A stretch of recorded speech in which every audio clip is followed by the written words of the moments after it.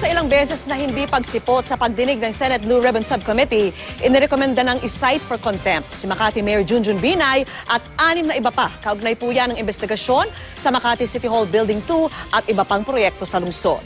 Sagot naman ng kampo ng alkalde, patuloy na nilalabag ng komite ang kanilang karapatan at nakatutok si Ruth Cabal.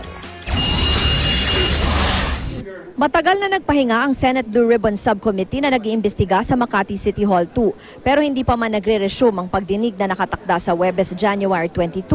Pinapa-cite for contempt na ng subcommittee si Makati Mayor Junjun Binay at 6 na iba pa.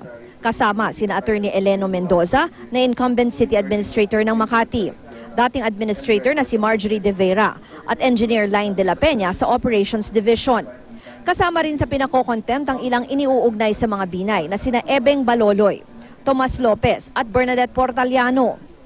Sa rekomendasyon ni Senator Coco Pimentel, sinabi nitong hindi raw katanggap-tanggap ang paliwanag ni Mayor Binay at ng iba pa sa hindi nila pagsipot sa mga hearing kahit pa pinasabpina na sila. Sa paliwanag noon ni Mayor Binay na isang beses lang humarap sa komite, sinabi niyang nalabag daw ng komite ang kanyang karapatan para sa due process o tamang proseso.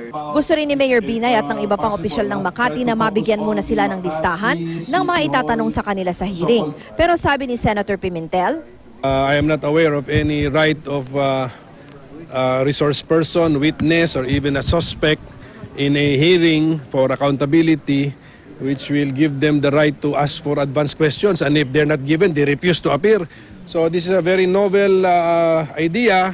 If they want to question this all the way to the Supreme Court, sige. Sa pahayag ng tagapagsalita ni Mayor Binay na si Joey Salgado, giniit nitong patuloy raw na nilalabag ng Senate Subcommittee ang karapatan ng alkalde at ng iba pang opisyal ng Makati dahil hindi pa rin sila binibigyan ng advance questions na nasa rules naman daw ng Senado.